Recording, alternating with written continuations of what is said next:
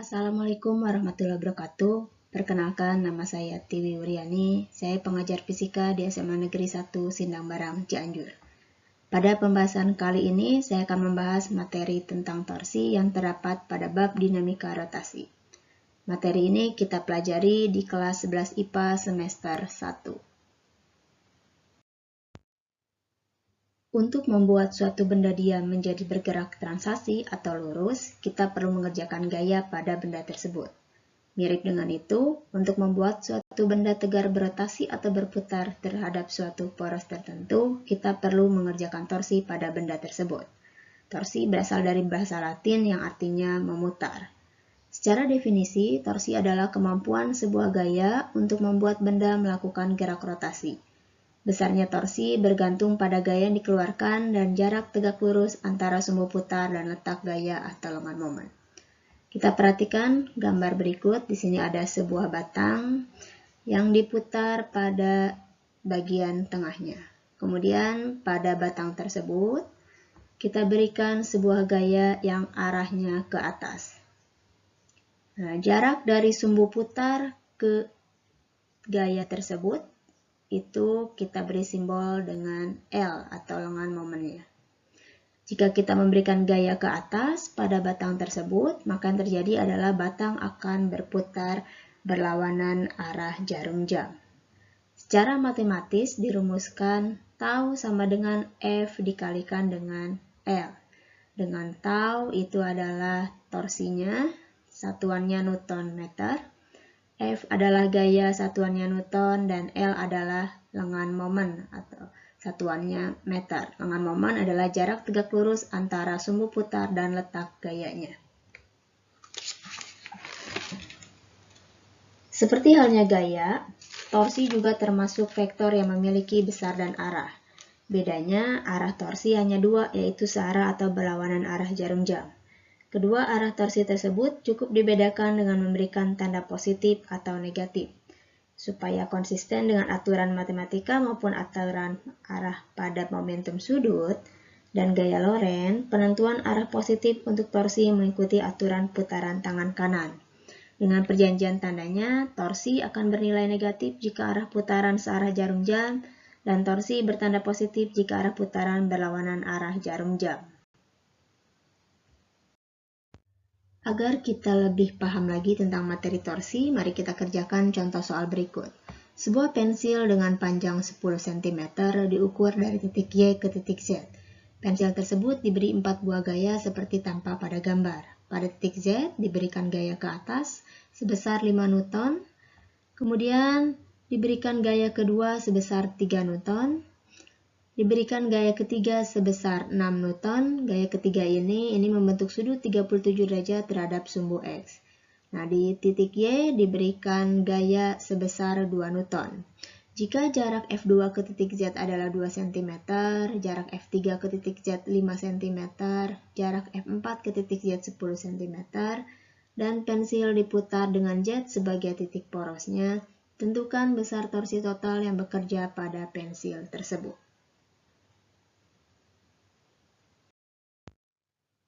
Kita gambarkan masing-masing torsi yang disebabkan oleh masing-masing gayanya.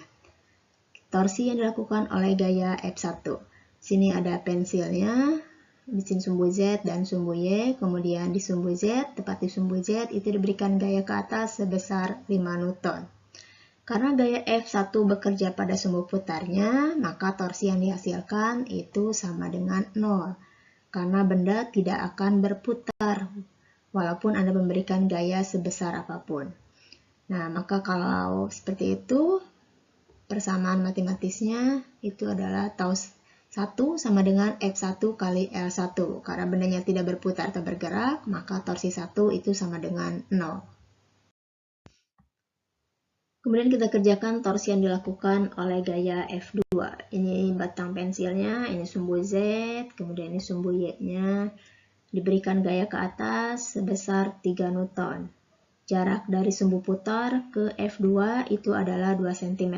Kita rubah ke meter menjadi 2 kali 10⁻²2 meter.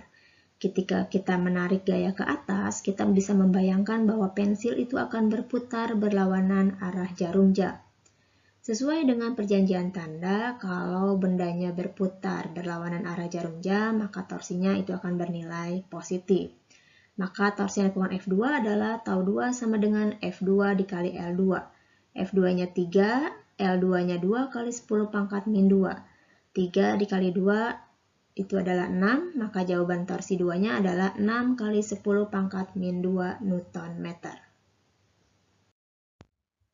Sekarang kita akan mengerjakan torsi yang dilakukan oleh gaya F3. Di sini ada sebatang pensilnya, ini sumbu Z-nya, dan ini sumbu Y. Kemudian pensil tersebut ditarik dengan gaya sebesar F3 yang besarnya 6 Newton, membentuk sudut 37 derajat terhadap sumbu X. Jarak dari titik Z ke gayanya itu adalah 5 cm atau 5 kali 10 pangkat negatif 2 meter. Nah, R ini bukanlah lengan momennya. Yang namanya lengan momen itu adalah jarak dari sumbu putar yang memotong tegak lurus terhadap garis kerja gayanya. Jadi kita harus menggambarkan dulu lengan momennya. Nah, kita gambarkan ini yang berwarna merah adalah lengan momennya.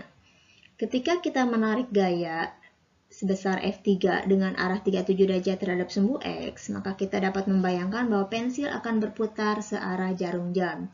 Jika pensilnya berputar searah jarum jam, maka sesuai perjanjian tanda, maka torsi yang dihasilkan itu akan bernilai negatif.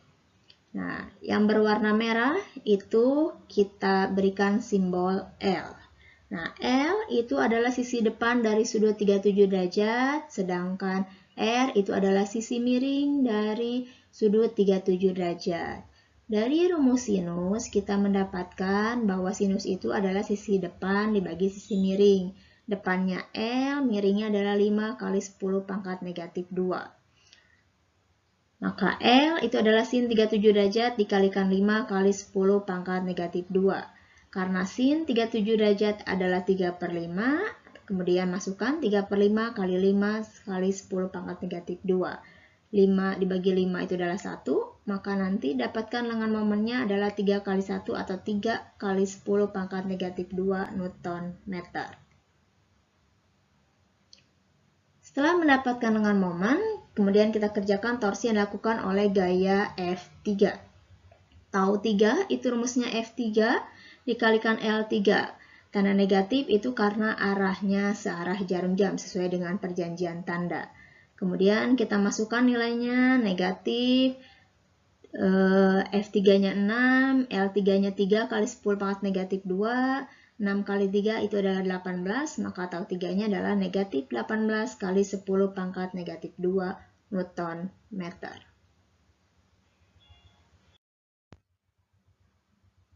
Berikutnya adalah torsi yang dilakukan oleh gaya F4. Ini sebuah pensilnya, ini sumbu Y-nya, dan ini sumbu Z-nya. Kemudian diberikan gaya di sumbu Y ke arah kanan sebesar 2 Newton.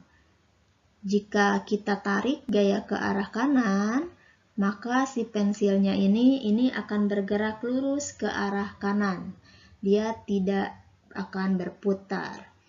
Nah, karena tidak berputar atau berotasi, maka tau 4-nya ini sama dengan 0. F dikali L sama dengan 0. Setelah mendapatkan torsi 1, torsi 2, torsi 3, dan torsi 4, maka besar torsi totalnya itu tinggal kita jumlahkan saja. Torsi totalnya itu sama dengan tau 1 tambah tau 2 tambah tau 3 tambah tau 4. Kita masukkan nilainya, tau 1-nya 0, tau 2-nya 6 kali 10 pangkat negatif 2, tau 3-nya min 18 kali 10 pangkat negatif 2, dan tau 4-nya 0. Ya, dapatkan bahwa 6 dikurangi 18 itu adalah negatif 12 kali 10 pangkat negatif 2 Newton meter.